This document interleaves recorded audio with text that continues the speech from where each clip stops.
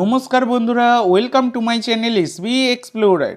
তো বন্ধুরা, সকলকে জানাই শুভ সকাল। তো আজকের ভিডিওতে কিছু গুরুত্বপূর্ণ বিষয় নিয়ে আলোচনা করতে চলেছি। তো যারা চ্যানেলে প্রথমবার এসেছো অবশ্যই সকলে একটা করে সাবস্ক্রাইব করে দিও।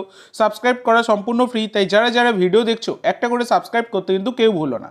তো বন্ধুরা, প্রথমেই যে আপডেটটা দিয়ে শুরু করব, গতকালকে ইস্ট বেঙ্গলের তরফ থেকে অফিসিয়াল ঘোষণা করে দেওয়া হলো যে মাদি তালাল তিনি কিন্তু এই মরশুমে আর মাঠে নামতে পারবেন না। তো তোমাদেরকে আমি অনেক আগেই জানিয়ে দিয়েছিলাম মাদি তালাল তিনি কিন্তু ছিটকে যাচ্ছেন। অবশেষে সেটার কিন্তু গতকালকে ঘোষণা হয়ে গেল। তো এটা অবশ্যই কিন্তু ইস্ট বেঙ্গল সমর্থকদের জন্য এবং ইস্ট বেঙ্গল দলের জন্য একটা বড়ই দুঃসংবাদ সেটা বলাই যায়। তো এবার দেখা যাক পরবর্তীকালে মাদি তালালের রিপ্লেসমেন্ট হিসাবে কোন প্লেয়ারকে দলে নেয় ইস্ট বেঙ্গল। তো এরপরে তোমাদের যেটা জানাবো সেটা হলো আনোয়ার আলীকে নিয়ে কিন্তু বেশ সুবিধা পাচ্ছে ইস্ট বেঙ্গল দল। তো ব্যাপারটা তোমাদেরকে বলি। তো দেখো বন্ধুরা, গতকালকে মানে 19শে ডিসেম্বর আনোয়ার আলীর কিন্তু হিয়ারিং ছিল, যেখানে কিন্তু কালকের যে হিয়ারিং সেইটা হওয়ার পর নেক্সট হিয়ারিংয়ের শিডিউল কিন্তু দেওয়া হয়েছে 16ই জানুয়ারি। তো এর আগে যখন পিএসসি তারা কিন্তু ফাইনাল ভার্ডিক্ট দিয়েছিল, তারা কিন্তু ইস্ট বেঙ্গলকে 2 মরশুমের জন্য ট্রান্সফার ব্যান করেছিল। তো এবার ব্যাপার হচ্ছে বর্তমানে দাঁড়িয়ে কিন্তু সেই শাস্তি বাদ দিয়ে কিন্তু আবার নতুন করে হিয়ারিং শুরু হয়। তবে এখন যদি তোমরা দেখো তাহলে কিন্তু বেশ ভালো সুবিধা পাচ্ছে ইস্ট বেঙ্গল, কারণ ট্রান্সফার যে উইন্টার ট্রান্সফার উইন্ডো সেটা কিন্তু কাজে লাগাতে পারবে ইস্ট বেঙ্গল। মানে 16ই জানুয়ারি নেক্সট হিয়ারিং, মানে প্রথম দিকেই তো একদম প্লেয়ার সাইনিং ফাইনিং হয়ে যাবে, যে সমস্ত বিদেশি স্বদেশি যান এবার। তো সেক্ষেত্রে কিন্তু ইস্ট বেঙ্গলের জন্য এটা একটা বাড়তি সুবিধা কিন্তু পিএসসি করে দিচ্ছে, সেটা কিন্তু বর্তমানে দাঁড়িয়ে দেখাই যাচ্ছে। তো তোমাদের এই বিষয়ে কোনো রকম মন্তব্য থাকলে অবশ্যই সকলে কমেন্ট করে জানাতে ভুলো না। তো এরপরে তোমাদের যে আপডেটটা দেবো সেটা হচ্ছে মুসাগা বাকেনগাকে নিয়ে। তো এই মুসাগা বাকেনগা, যিনি 32 বছর বয়সী নরওয়ের সেন্টার ফরওয়ার্ড, তিনি পাঞ্জাব এফসির সাথে যুক্ত ছিলেন। মানে এই সিজনের সামার ট্রান্সফার উইন্ডোতেই তিনি কিন্তু পাঞ্জাবে যোগ দিয়েছিলেন এবং বর্তমানে মাঝপথে তিনি কিন্তু পাঞ্জাব এফসির সাথে সমস্ত সম্পর্ক ছিন্ন করলেন। তো আইএসএল এর মঞ্চে 10খানা ম্যাচ খেলেছেন, যেখানে একটা গোল একটা অ্যাসিস্ট, মানে খুব একটা ভালো নিদর্শন কিন্তু তার ছিল না। তা হলেও ফার্স্ট ইলেভেনে খুব একটা সুযোগও পেতেন না, যেটুকু সুযোগ পেয়েছেন তাও খুব একটা কাজে লাগাতে পারেননি। 10খানা ম্যাচে 1খানা গোল 1খানা অ্যাসিস্ট কিন্তু তিনি করেছিলেন। বেশ প্রোফাইল ভালো নিয়েই তিনি কিন্তু আইএসএলে এসেছিলেন।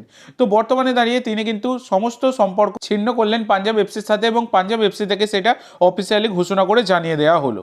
তো এরপরে তোমাদের যে আপডেটটা দিতে চলেছি সেটা হচ্ছে জেসন কামিন্সকে নিয়ে। তো বন্ধুরা, জেসন কামিন্স তিনি যেটুকু সময় মাঠে নামুক না কেন তিনি কিন্তু তার ছাপ ফেলে যাচ্ছেন, দারুণ খেলছেন সেটা বলাই যায়। কারণ ম্যাচের মধ্যে অনেক বেশি ইনভলভ কিন্তু কামিন্স, যেটা কিন্তু জেমি নয়। এইটাই হয়ে গেছে সমস্যা। তো ব্যাপারটা হচ্ছে কামিন্সকে প্রশ্ন করা হয়েছিল গত মরশুমে আপনি নিয়মিত ফুটবলার ছিলেন, এই মরশুমে দলে সুপার সাব কেমন লাগছে। সেখানে কামিন্স বলেছেন সুপার সাব নয়, আমি মোহনবাগানের সুপারম্যান হতে চাই। না, বাড়তি কোনো চাপ নেই, যখন মাঠে নামি দলের জন্য কিছু করতে পারলে খুবই ভালো লাগে। প্রথম একাদশে সুযোগ না পাওয়ার জন্য আমার কোনো আক্ষেপ নেই, এটা কিন্তু জানিয়েছেন জেসন কামিন্স। এছাড়া এফসি গোয়া দল নিয়ে তিনি বলেছেন এফসি গোয়া খুব শক্তিশালী দল, ওরা ভালো ছন্দে রয়েছে, আমরা এফসি গোয়ার বিরুদ্ধে মাঠে নামার জন্য মুখিয়ে রয়েছি, এটা কিন্তু কামিন্স বলেছেন। এছাড়া মোহনবাগানের এই যে সাফল্যের চাবিকাঠি এই নিয়েও তিনি বলতে গিয়ে বলেছেন আমরা একটা পরিবার, মাঠে এবং মাঠের বাইরে আমরা উপভোগ করি, একসাথে সময় কাটাই, যে কোনো দলের সাফল্যের জন্য দলগত ঐক্যবদ্ধতাই খুব প্রয়োজন, এটা কিন্তু কামিন্স বলেছেন। একটা ভালো মন্তব্য তিনি কিন্তু করে গেছেন সেটা বলাই যায়।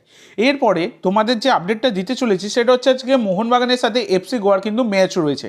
তো সেই ম্যাচের আগে মোহনবাগান দেখো উইনিং কম্বিনেশন খুব একটা বেশি হেরফের করবেন না দলের কোচ মলিনা, তা সত্ত্বেও সাহালের জায়গায় কিন্তু থাপাকে নামানোর একটা সম্ভাবনা আজকে রয়েছে। আর এদিকে তোমরা যদি দেখো লিস্টন বা সুভাশিস এই দুজনের বদলে, মানে যে কোনো একজনের বদলে আর কি, যদি আশিককে নামানো হয় তাহলে কিন্তু বেটার হয়, কারণ আশিক কিন্তু অনেকটা বেটার খেলছে, ভুলবান্তিও করছে না, যেটা কিন্তু সুভাশিস বোস ভুলবান্তি বেশ ভালোই করেন। আর লিস্টন দারুণ খেলেন, প্রচুর অ্যাটাক তৈরি করেন কিন্তু সেগুলোকে নষ্ট করেন নিজে বল মারতে গিয়ে, এটাই হচ্ছে ব্যাপার, বল পাস খুবই কম দেন, যেটা কিন্তু আশিক পুরুনিয়ান গত ম্যাচে করে দেখিয়ে দিয়েছেন। 10 মিনিট 12 মিনিট খেলেছেন, তার মধ্যে তিনি কিন্তু খেলার ঝাঁঝ দেখিয়ে দিয়েছেন। তো এই হচ্ছে ব্যাপার, সেক্ষেত্রে যদি আশিককে ফার্স্ট ইলেভেনে রাখা হয় অনেক এফেক্টিভ হবে। আর এদিকে জেমির জায়গায় যদি জেসনকে ফার্স্ট ইলেভেনে রাখা হয় তাহলে কিন্তু আরও বেশি এফেক্টিভ হবে, কারণ জেসন কামিন্স অনেক বেশি ইনভলভ থাকেন ম্যাচের মধ্যে, যেটা কিন্তু তিনি গত ম্যাচে তিনি মাঠে নামার পরেও দেখা গেছিল।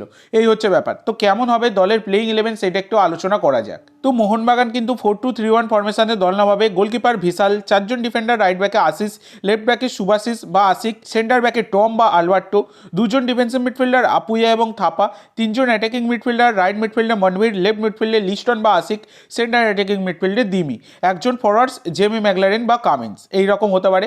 আর এদিকে এফসি গোয়া তারাও কিন্তু 4-2-3-1 ফরমেশনেই দল নামাবে। গোলকিপার হৃত্বিক তিওয়ারি, 4জন ডিফেন্ডার, রাইট ব্যাকে বরিস, লেফট ব্যাকে আকাশ, সেন্টার ব্যাকে সন্দেশ এবং ওদেই, 2জন ডিফেন্সিভ মিডফিল্ডার কার্ল ম্যাকিউক এবং সাহিল ত্যাবোরা, 3জন অ্যাটাকিং মিডফিল্ডার, রাইট মিডফিল্ডে উদান্তা, লেফট মিডফিল্ডে আয়ুষ, সেন্টার অ্যাটাকিং মিডফিল্ডে ড্রাজিক, আর একজন ফরওয়ার্ডস ইকের বা সাদিকু।